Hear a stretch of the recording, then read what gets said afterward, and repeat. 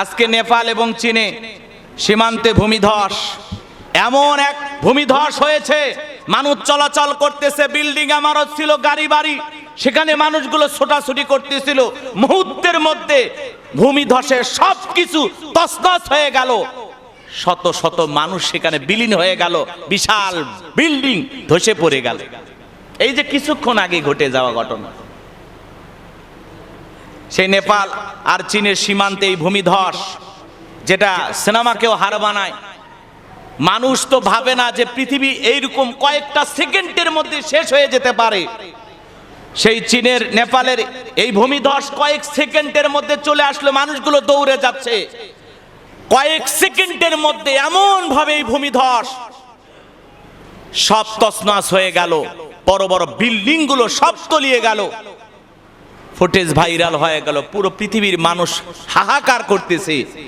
এটা তো দুনিয়ায় সামান্য আল্লাহ তাআলা দেখাইলেন। হে তরুণ যুবকেরা, কয়েক সেকেন্ডে আল্লাহ যদি এইভাবে ভূমিধসে নেপালের এই ভয়ঙ্কর ঘটনা ঘটাইতে পারে, এই জন্য আল্লাহ রাব্বুল আলামিন বলেন, ইযা যুলজিলাতিল আরদু জিলজালাহা, যেদিন প্রবল প্রকম্পনে পৃথিবী কেঁপে উঠবে, যেদিন ভূমিকম্প হবে, পুরো পৃথিবীটা তছনছ হয়ে যাবে। কিয়ামত যখন সংগঠিত হবে, পাহাড় বলেন, পর্বত বলেন, বিল্ডিং ইমারত বলেন, সবকিছু চুরমার হয়ে যাবে। কথা বলে ঠিক কিনা? সবকিছু ধূলিসাৎ হয়ে যাবে, কিছুই থাকবে না, সব তছনছ হয়ে যাবে। আজকে দুনিয়ার পার্থিব সুখ আমোদ প্রমোদে মানুষ ব্যস্ত হয়ে আছে। এক এক দেশ প্রতিযোগিতায় নামছে, কে কার চাইতে বড় বেশি তলা বিল্ডিং বানাইতে পারে। কথা বলে না কেন? কে কোন প্রযুক্তি আবিষ্কার করতে পারে।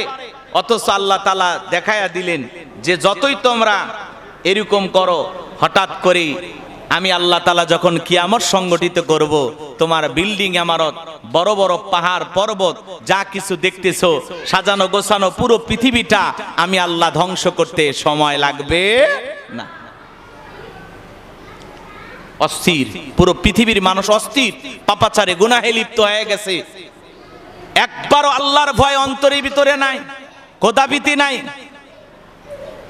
আল্লাহর ভয় ভীতি যদি থাকতো, মানুষ এইভাবে পাপাচারে লিপ্ত হইতো না। আজকে ছোট ছোট বাচ্চাগুলো হাতে হাতে মোবাইল থাকার কারণে এই মোবাইলের ওজনটা কম, কিন্তু এর মাধ্যমে যে পাপের ওজনটা কম না বেশি? জোরে বলেন, কম না বেশি? আজকে দুনিয়াতে ছোট্ট মোবাইলের ভার বহন করা যাবে, কিন্তু কিয়ামতের ময়দানে এই মোবাইলের দ্বারা যে গুনাহ আমরা করছি, এর ভার, এর বোঝা বহন করার ক্ষমতা অনেকেরই থাকবে না। কথা বলে ঠিক কিনা? সম্মানিত হাজিরিন, এই তরুণ যুবকেরা, এখনো সময় আছে। আর ফ্রি ফায়ার এগুলো আজে বাজে গেমস খেলা নিজের জীবনটাকে আর ধ্বংস করো না। আপনাদের এই মোবাইলের আসক্তি বর্তমান প্রজন্ম, ছোট্ট ছোট্ট বাচ্চাগুলোকে পর্যন্ত নষ্ট করে ফেলতেছে। এখনকার ঘরে ঘরে এই বাচ্চাদেরকে কার্টুন না দেখাইলে ছোট বাচ্চাদের মুখে এক লোকমা খাবার মা তুলে দিতে পারে না। আগে কার্টুন চালু, তারপরে ভাত। কথা কয় না ভাই? ভাত খাওয়াইতে পারে না। আগেকার আমার মা, এদিক খেয়াল করেন, আমার মা আপনার মা কি করছে? আগে আগে আজ থেকে কয়েক বছর আগে একটু ফিরে যান না, আপনার মা আমার মা কি করছে? খাবারের প্লেট দিছে সামনে, খেয়ে ফেলে দিছে আমরা। আর খুব ছোট থাকলে কি করছে? কোলের মধ্যে নিয়ে বাঘ ভাল্লুকের গল্প শোনাইয়া, ভয়ভীতি দেখাইয়া খাবার খাওয়াইয়া দিছে। আর এখনকার ডিজিটাল আপডেট মা বোন সন্তানকে বলতেছে, এই যে এই যে এই যে দেখো মোটু পাতলু কি সিঙ্গারা খাইতেছে, তুমিও খাও, এরাও খাইতেছে। ওই কার্টুন দেখে দেখে বাচ্চারে খাওয়াইতেছে, ওর চরিত্রটা কার্টুনের মতো হয়ে যাচ্ছে। কথা বলে ঠিক না? আপনাদের অবশ্য বগুড়ার মা বোন ভালো, এরা রাবিয়া বসরি জান্নাত থেকে পালিয়ে আসছে এই নারীগুলো, নাকি বলেন? হাতে হাতে মোবাইল, ঘরগুলো মনে হয় প্রত্যেকটা ফ্যামিলিতে 5 জন সদস্য 5টা ফোন। কথা বলে না কেন? এই ফোন আইসা স্বামী স্ত্রীর মহাব্বত গেছে, ভালোবাসা গেছে। এই ফোন আইসা একজন আর একজনের সাথে আর গল্প করে না, চা খাইতেছে, ফোন টিপতেছে, বন্ধুর সাথে বন্ধুর আর কোনো গল্প নাই, এখন খালি মোবাইল মোবাইল। কথা বলেন ঠিক না? জামানা আমাদেরকে ধ্বংস করে ফেলতেছে। আজকে পুরো পৃথিবীতে অশান্তির আগুন দাবানলের মতো দাউ দাউ করে জ্বলতেছে। পুরো পৃথিবীর মানুষ অশান্তিতে ডুবে যাচ্ছে, পুরো পৃথিবীর মানুষ পাপাচার, অন্যায়, জুলুমের ভিতরে ডুবে যাচ্ছে। আজকে বাংলাদেশের স্বাধীন হয়ে গেল, প্রায় 55 বছর পার হয়ে গেছে। এই সমাজে চুরি, দুর্নীতি, টেন্ডারবাজি, খুন, ধর্ষণ কোনো কিছু বন্ধ হয় না। কথা বলে ঠিক কিনা? প্রত্যেক দিন আমরা খুনের খবর জানি, প্রত্যেক দিন আমরা ধর্ষণের খবর জানি। এই সমাজকে প্রত্যেকটা নেতাই স্বপ্ন দেখায় যে বাংলাদেশকে আমরা শান্তির বাংলাদেশ গড়ব। মনে রাখবেন, এই কথা যদি তারা বাস্তবায়ন করতে চায়, মানুষের তৈরি করা তন্ত্র মন্ত্র দিয়ে সমাজে শান্তি প্রতিষ্ঠিত হবে না। রসুলের রেখে যাওয়া আদর্শ এই জমিনে বাস্তবায়ন করতে হবে। আল্লাহর পাঠানো বিধান কোরআনুল কারীম জমিনে বাস্তবায়ন করতে হবে। কথা বলে ঠিক কিনা? যতদিন পর্যন্ত আল্লাহর এই জমিনে আল্লাহর দ্বীন প্রতিষ্ঠিত না হবে, যতদিন পর্যন্ত বাংলার পার্লামেন্টে কোরআন দিয়ে রাষ্ট্র পরিচালনা না হবে, ততদিন পর্যন্ত এই দেশের চুরি, ধর্ষণ, টেন্ডারবাজি, চাঁদাবাজি, দুর্নীতি বন্ধ হবে না। কথা বলে ঠিক কিনা? এ সমাজের অন্যায়, অপরাধ, জুলুম যদি বন্ধ করতে চান, আল্লাহর কোরআনের আইন দিয়া পুরো বাংলাদেশকে পরিচালনা করতে হবে। কথা বলেন ঠিক কিনা?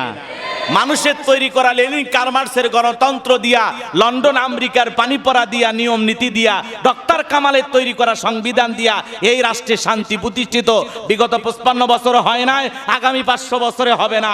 শান্তি প্রতিষ্ঠিত করতে হলে আল্লাহর আইন লাগবে। এই যে আমাদের ধর্ম প্রতিমন্ত্রী হয়েছেন আমাদের গাইবান্ধার গোবিন্দাগঞ্জ, আমি ওই থানারই সন্তান। আমাদের শামীম কাইসার লিঙ্কন সাহেব হয়েছেন মাননীয় ধর্ম প্রতিমন্ত্রী। ওনাকে নিয়ে অনেকে সমালোচনা করতেছেন যে উনি আহলে হাদিসের নানান কথা বলতেছেন। ভাই, এই দেশে কত নাস্তিক, কত বেঈমান ক্ষমতায় যায়, কত রাম বাম চেয়ারে বসে, সেগুলো নিয়ে আলোচনা হয় না। একটা দাড়িওয়ালা, টুপিওয়ালা আহলে হাদিস করুক আর যেইটা করুক, কথা বোঝেন নাই, উনি প্রতিমন্ত্রী হয়েছে, তাতে আপনার সমস্যা কোথায়? কথা বলেন না কেন? কত গাদ্দার, কত বেঈমানকে মেনে নিলেন, কত ইসলামের দুশ্মনকে মেনে নিলেন। আর একজন দাড়িওয়ালা, টুপিওয়ালা কি সুন্দর কথা বলেন। উনি যদি ভুল করে আমরা ভুল ধরে দেব। কথা বলেন ঠিক কিনা? উনি তো ভুলই করেনি, আগেই কেন সমালোচনা করি? ওনাকে আমরা স্বাগতম জানাই। ধর্ম প্রতিমন্ত্রী একজন ভালো মানুষ হয়েছে, আলহামদুলিল্লাহ। আল্লাহ যেন যোগ্যতার সহিত তাকে দায়িত্ব পালন করার তৌফিক দান করেন। কথা বলেন ঠিক কিনা? উনি যখন শরিয়ার বিরুদ্ধে কোনো কাজ করবে, তখন না আমরা তাকে বাধা দেব। উনি ভুলই করেনি, মানবো না। উনি কেন হইল, আর কি মানুষ ছিল না? কারে বানাবেন? এর আগে কত মানুষ প্রতিমন্ত্রী হয়েছে, ধর্মমন্ত্রী হয়েছে, এসে বলতেছে ঈদ উল ফিতরের জানাজার নামাজ সকাল 10টায় অনুষ্ঠিত হবে। কথা কয় না কে? আর এইবার যিনি হয়েছেন শামীম কাইসার লিঙ্কন সাহেব, গোবিন্দাগঞ্জ গাইবান্ধার সন্তান, অত্যন্ত জ্ঞানী, মেধাবী। আমরা বিশ্বাস করি তার হাত দিয়ে বাংলাদেশে কোরআন সুন্নাহর বিরুদ্ধে একটি কাজও হবে না, হবে না ইনশাআল্লাহ। এটা আমাদের দৃঢ় বিশ্বাস। এই জন্য তাকে আমরা ধন্যবাদ দেব।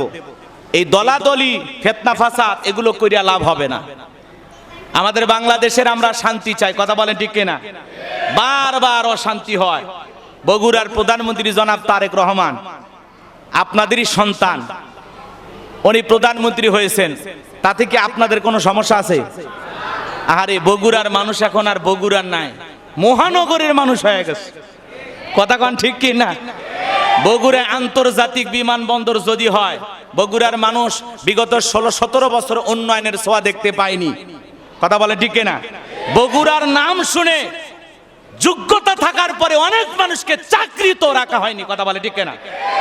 চাকরি দেওয়া হয়নি, অনেক বঞ্চিত হয়েছে। এজন্য আমরা চাই বগুড়ার মানুষ এগিয়ে যাবে, উত্তরবঙ্গের মানুষ এগিয়ে যাবে। কথা বলে ঠিক না? আমরা আর ফিতনা ফাসাদ, মারামারি, কাটাকাটি, হানাহানি চাই না। মিলেমিশে একটা সুন্দর বাংলাদেশ দেখতে চাই। যারা দায়িত্ব নিয়েছেন, আল্লাহ তাদেরকে সঠিকভাবে দায়িত্ব পালন করার তৌফিক দান করুন। জোরে বলুন আমিন। এবং প্রতিমন্ত্রী বলেছেন যে মাননীয় প্রধানমন্ত্রী বাংলাদেশে পা দিয়েই বলেছিলেন প্রথম ভাষণে যে রসুল আকরাম সাল্লাল্লাহু আলাইহি সাল্লামের আদর্শ মোতাবেক ন্যায় পরোয়ানা দিয়ে রসুলের এদিক খেয়াল করেন, রসুল আকরাম সাল্লাল্লাহু আলাইহি সাল্লামের আদর্শ দিয়ে বাংলাদেশের ন্যায় বিচার কায়েম করা হবে। এই কথা উনি বলেছেন। আমরা বলতে চাই ওনার এই মুখের কথা যেন উনি বাস্তবায়ন করতে পারেন। কথা বলে ঠিক কিনা? এই যে রংপুরে হত্যাকাণ্ড হয়ে গেল, এই যে রামিসা হত্যা, মাঝে মাঝে যে হত্যাকাণ্ডগুলো ঘটতেছে, আমরা চাই অপরাধীদেরকে চূড়ান্ত শাস্তি বাংলাদেশের আইন অনুযায়ী ফাঁসি কার্যকর করা লাগবে। কথা বলে ঠিক কিনা? তাহলেই দেশে অপরাধ কমে যাবে।